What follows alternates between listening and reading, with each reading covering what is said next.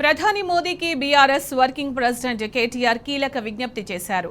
పర్యావరణంపైన ప్రధానిగా తన బాధ్యతలపైన చిత్తశుద్ధి నిరూపించుకోవాల్సిన సమయం అని కేటీఆర్ తెలిపారు.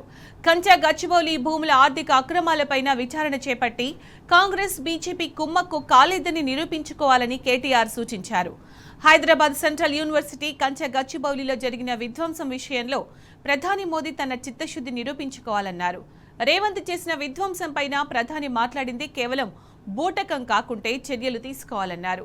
కంచె గచ్చిబౌలి అంశం కేవలం వందల ఎకరాల పర్యావరణ విధ్వంసం మాత్రమే కాదని, కాంగ్రెస్ ప్రభుత్వం చేసిన 10,000 కోట్ల ఆర్థిక మోసమని కేటీఆర్ అన్నారు.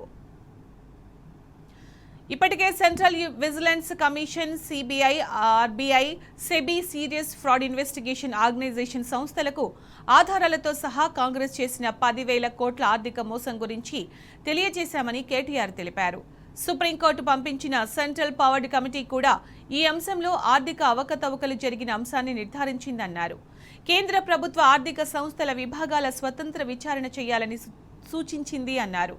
నగరాలు వేగంగా విస్తరిస్తున్న నేపథ్యంలో పర్యావరణ పరిరక్షణ అత్యంత ప్రాధాన్యత కలిగిన అంశమన్నారు. అయితే నిస్సిగ్గుగా అక్రమంగా వ్యవస్థలను మోసం చేసి పర్యావరణ విధ్వంసం చేసిన రేవంత్ రెడ్డి లాంటి నాయకులను ప్రజల ముందు నిలబెట్టాల్సిన అవసరం ఉందని కేటీఆర్ అన్నారు. కంచె గచ్చిబౌలిలో చేసిన 10,000 కోట్ల రూపాయల ఆర్థిక అక్రమాలపైన వెంటనే కేంద్ర ప్రభుత్వం విచారణ చేపట్టాలని కేటీఆర్ డిమాండ్ చేశారు.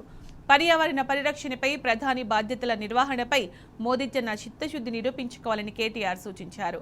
తెలంగాణ రాష్ట్రంలో బీజేపీ కాంగ్రెస్ ఒక్కటి కాదని, కుమ్మక్కు రాజకీయాలు చేయడం లేదని మోదీ నిరూపించుకోవాలని కేటీఆర్ స్పష్టం చేశారు.